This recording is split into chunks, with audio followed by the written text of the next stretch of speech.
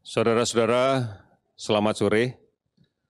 Pada sore ini kami akan melaporkan kembali tentang kinerja yang telah kita laksanakan bersama dalam rangka untuk mengendalikan pandemi COVID-19 di tanah air kita yang sudah lebih dari 2 bulan kita hadapi bersama-sama.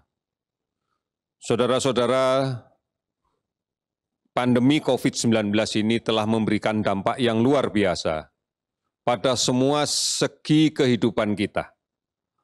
Oleh karena itu, ini mutlak membutuhkan kerjasama yang harus semakin erat, membutuhkan perubahan tata nilai yang harus lebih baru lagi di dalam menghadapinya.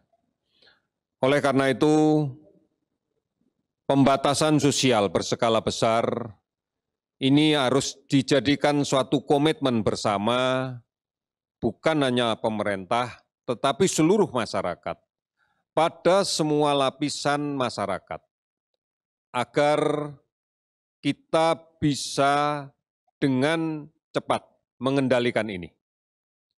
Kita menyadari bersama bahwa penularan COVID-19 ini faktor pembawanya adalah manusia. Oleh karena itu, maka peluang terjadinya penularan adalah karena adanya sumber penularan di tengah masyarakat, di tengah kita sekalian, orang yang membawa penyakit ini namun dirinya tidak merasakan ada keluhan apapun. Ataupun kalau ada keluhan minimal sekali, sehingga kemudian dia tidak merasakan sakit. Nah, inilah yang kemudian menjadi sumber penularan di tengah-tengah kita.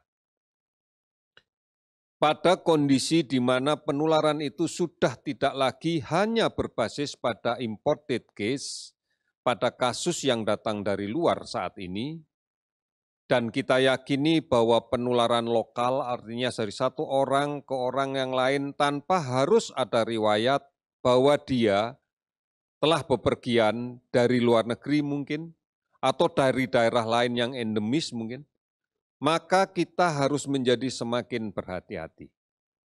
Inilah sebabnya bahwa konsep melindungi diri yang semula hanya kita berlakukan untuk orang per orang, dengan cara menjaga jarak, dengan cara mencuci tangan dengan menggunakan sabun, dengan cara menggunakan masker, dengan cara menghindari kerumunan, sekarang harus menjadi komitmen bersama. Kita tidak lagi berpikir untuk menghindari kerumunan, tetapi kita berpikir untuk tidak membuat kerumunan. Inilah yang disebut dengan kesadaran kolektif. Jadi bukan hanya kemudian kita menghindari kerumunan, tetapi kita buat komitmen bersama bahwa kita tidak akan membuat kerumunan. Kalaupun kita memiliki kepentingan di dalam satu tempat secara kolektif, maka sejak awal kita sudah menentukan jarak kontak fisik kita paling tidak lebih dari 1 meter. Inilah yang dimaksud dengan tekad bersama untuk secara kolektif melaksanakan PSBB. Ini menjadi penting. Kemudian secara kolektif masyarakat pun juga menyadari bahwa resiko ini harus kita kurangi dengan melakukan hal-hal yang tidak perlu, melakukan aktivitas yang tidak perlu. Oleh karena itu, betul-betul manakala kondisi terpaksa saja kita keluar dari rumah, tidak perlu kemudian kita harus diawasi agar tidak keluar rumah, tetapi sebuah kesadaran diri sendiri untuk tidak keluar rumah. Kalaupun kemudian di dalam PSBB ini masih ada sektor-sektor pergerakan ekonomi yang diizinkan, misalnya yang terkait dengan kebutuhan dasar, yang terkait dengan keamanan, yang terkait dengan ketertiban masyarakat, yang terkait dengan transportasi, yang terkait dengan layanan kesehatan, sektor energi, dan sebagainya. Maka kita menyadari bahwa ini akan kita jalankan dengan hati-hati. bukan hanya kemudian kita jalankan dengan memperhatikan protokol kesehatan yang menyangkut menjaga jarak, menyangkut menggunakan masker, menyangkut kemudian tidak terlalu lama berada di tempat yang padat serta mencuci tangan, tetapi kita juga mulai berpikir siapa kelompok yang tidak rentan yang boleh kita menjalankan kegiatan itu. Kita harus berpikir sampai ke arah sana. Sekalipun di dalam PSBB ada beberapa sektor usaha yang masih diizinkan, bukan berarti kemudian dengan bebas semuanya menjalankan itu. Mari kita bersama-sama melindungi kelompok yang rentan.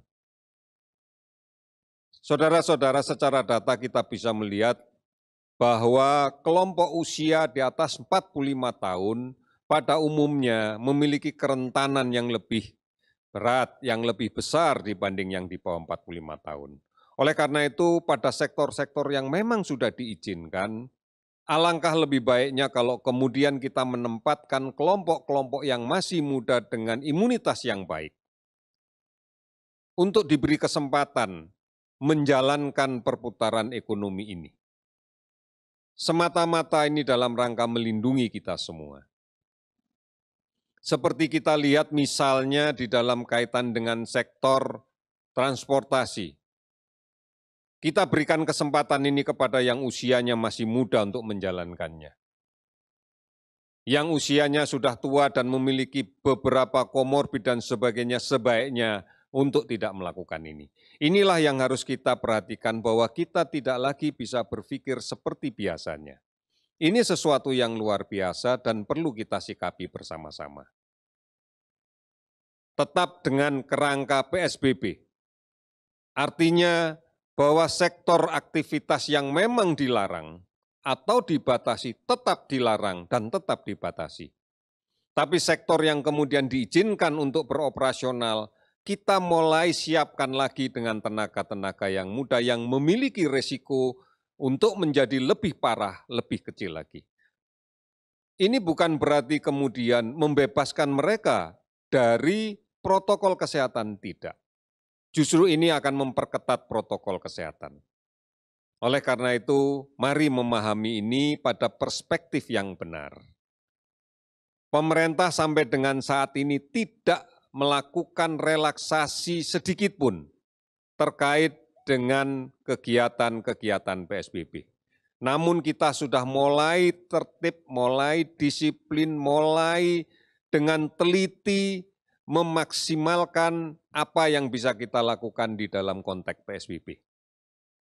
Inilah yang harus kita lakukan di dalam kaitan untuk tetap menjaga kehidupan normal yang baru, di mana kita memang tidak lagi bisa melakukan kegiatan dengan paradigma yang lama seperti zaman belum ada COVID-19 ini. Kebiasaan-kebiasaan baru harus kita lakukan, harus kita kerjakan. Kita harus mulai terbiasa dengan pola hidup bersih dan sehat. Kita harus sudah memiliki pola yang terbiasa untuk rajin mencuci tangan dengan menggunakan sabun, dengan air yang mengalir. Kita sudah mulai harus membiasakan diri untuk menggunakan masker pada saat kita keluar dari rumah. Kita sudah mulai membiasakan diri untuk tidak menciptakan kerumunan-kerumunan yang menimbulkan risiko di dalam penularan penyakit. Inilah yang kita sebut dengan norma hidup yang baru. Norma hidup yang sekarang beradaptasi dengan situasi yang berada di lingkungan kita. Karena kita tahu COVID-19 ini bukan hanya masalah satu kota, satu kabupaten, satu provinsi, satu negara. Ini masalah seluruh negara di dunia ini. Oleh karena itu, tetap cermati dan ikuti perkembangan tentang COVID-19 ini dengan mengikuti saluran-saluran resmi yang telah diberikan oleh pemerintah. Oleh karena itu, saudara-saudara sekalian, mari kita tetap rasional, tidak kehilangan akal, tidak menjadi panik, dan tidak mudah kemudian menerima informasi yang tidak benar. Mari ikuti dengan baik berita-berita yang telah disampaikan oleh pemerintah. Hari ini kita sudah melakukan pemeriksaan dengan 2 metode dan semuanya sudah berjalan dengan baik meskipun belum sepenuhnya maksimal. 2 metode pemeriksaan ini adalah real-time PCR dan tes cepat molekuler TCM dengan menggunakan mesin TCM-TB. Sudah 173.690 spesimen yang kita periksa. Di antaranya pemeriksaan menggunakan TCM sudah 719 spesimen. Dan kami sudah membagikan cartridge untuk pemeriksaan TCM ini dari kemarin, dari 2 hari yang lalu, ke 30 provinsi, ke 64 RSUD. Dan kita pilih adalah daerah-daerah yang memang memiliki gap, memiliki jarak yang cukup jauh dari fasilitas yang mampu memeriksakan real-time PCR. Di antaranya kami berikan ke Kabupaten Yapen, ke Nabire, ke Timika, ke Mimika, ke Merauke, ke Nias, dan seterusnya. Karena ini jauh aksesnya kalau harus dikirim pemeriksaannya menunggu retan. Oleh karena itu, kemudian inilah yang kita gunakan. Kalau kemudian dari hasil yang kita dapatkan pada hari ini, maka yang positif konfirmasi COVID-19 baik yang kita meriksa menggunakan real-time PCR maupun tes cepat molekuler, kita dapatkan 568 orang. Sehingga totalnya menjadi 16.006 orang. Kalau kita perhatikan betul sebaran kenaikan angka ini, atau yang kemarin, kita akan melihat bahwa daerah-daerah yang memang memiliki gap pemeriksaan cukup jauh, cukup panjang, akan meningkat dengan cepat. Sebagai contoh pada data kemarin, untuk Provinsi Sulawesi Tenggara mendapatkan kenaikan 91 orang ini karena spesimen yang semula rencananya akan dikirim ke Makassar bisa diperiksa di tempat itu. Akumulasi ini karena memang pada waktu itu adalah keterbatasan penerbangan. Sekarang mampu diperiksa sendiri. Sehingga pada hari ini tidak ada penambahan karena seluruhnya sudah diperiksa kemarin. Kemudian kasus sembuh meningkat 231 orang menjadi 3.518 orang. Kasus meninggal bertambah 15 orang sehingga menjadi 1.043 orang. Sekarang ini sudah 382 kabupaten kota yang terdampak COVID-19 di 34 provinsi. Saudara-saudara, inilah yang kemudian kita gunakan untuk melakukan pemantauan keseluruhan terkait dengan sebaran COVID ini.